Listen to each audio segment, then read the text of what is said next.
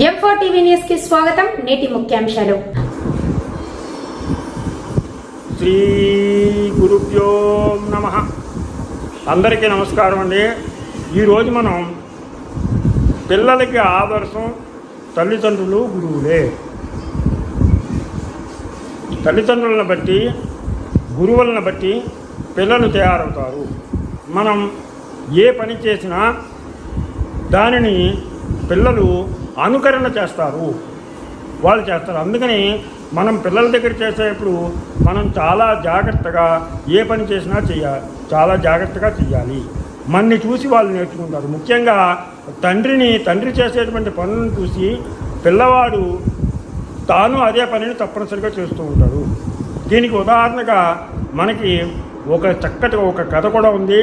ఏంటంటే పూర్వం ఒక తండ్రి కొడుకు తాత ముగ్గురు ఇలా ఇంట్లో ఉంటున్నారు.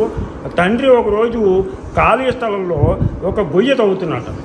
ఒక గొయ్యి తవ్వుతుంటే ఈ పిల్లవాడు వెళ్ళి నాన్న ఎందుకు ఈ గొయ్యి తవ్వుతున్నావు అని అడిగితే ఆ తండ్రి చెప్పాట, ఇవాళ రేపో మీ తాతయ్య చచ్చిపోతే కనుక పూడ్చిపెట్టడానికి గొయ్యి తవ్వుతున్నాను అని చెప్పాడు. అని చెప్పేటప్పటికీ ఈ కుర్రవాడు కూడా ఏం చేశాడంటే, ఓహో అలాగా అని చెప్పేసి లోపలికి వెళ్ళి ఇంకో గెరిట లాంటి తీసుకుని వాడు కూడా పక్కన తవ్వడం మొదలెట్టాడు. నాన్న నువ్వెందుకు తవ్వుతున్నావు అని అడిగాట తండ్రి కొడుకుని.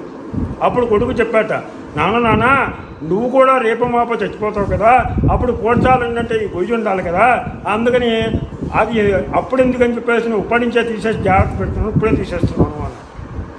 దాంతో ఆ తండ్రికి బుద్ధి వచ్చి ఆ రోజు నుంచి కూడా తన తల్లిదండ్రులను జాగ్రత్తగా చూసుకోవడం మొదలుపెట్టాడు. అందుకని ఏంటంటే మనం చేసే పని మన పిల్లలు ఆదర్శంగా తీసుకుంటారు. అలాగే తల్లిని ఆదర్శంగా కుమార్తె తీసుకుంటుంది. తల్లి చేసే పనులు, తల్లి ఇంట్లో శుభ్రంగా కూర్చడం, ఇంటి పనులు చేసుకోవటం, వంట పని చేసుకోవడం, ఇవన్నీ చేసుకుంటూ ఉందనుకోండి. అవన్నీ నేర్చుకుని కుమార్తె కూడా ఓహో మనం ఇలా తుడవాలి, ఇలా వంట పనులు చేయాలి, ఇలా కూరగాయలు తరగాలి, ఇలాగ వంట చేయాలి అనేటువంటి విధానం అంతా కూడా మనని చూసి అనుకరిస్తారు. అందుకని పిల్లలకి మొట్టమొదటిసారిగా తల్లిదండ్రుల నుంచి వాళ్ళు నేర్చుకునేవి చాలా ఉంటాయి. ఆ తర్వాత గురువు దగ్గరికి వెళ్ళి విద్యాభ్యాసం చేసినప్పుడు ఆ గురువు ఏ విధంగా ఉంటాడు, అతని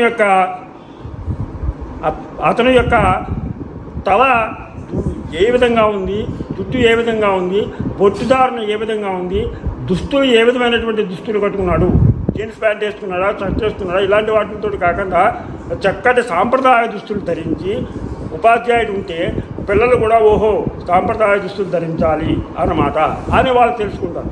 అందుకనే మనకి ఇప్పుడు స్కూళ్ళల్లో కూడా చాలా మట్టికి అక్కడ పనిచేసేటువంటి ఉపాధ్యాయులందరికీ కూడా ఒక యూనిఫారం కోడ్ అనేటువంటిది పెట్టి పిల్లలకు కూడా ధనిక పేద అనేటువంటి భేదం లేకుండా ఉండడం కోసం వాళ్ళకు కూడా యూనిఫారంలు పెట్టడానికి ముఖ్య ఉద్దేశం కారణం ఇది. పిల్లల్లో ఒకరిని చూసి ఒకరికి న్యూనతాభావం రాకుండా, డబ్బులు ఉన్నవాడు లేనివాడు అనేటువంటి భేదం లేకుండా ఒకే రకమైనటువంటి వస్త్రములు ధరిస్తే ఆ బాధ ఉండదు అనేటువంటి ఉద్దేశంతో ఈ యూనిఫారాన్ని ప్రవేశపెట్టారు.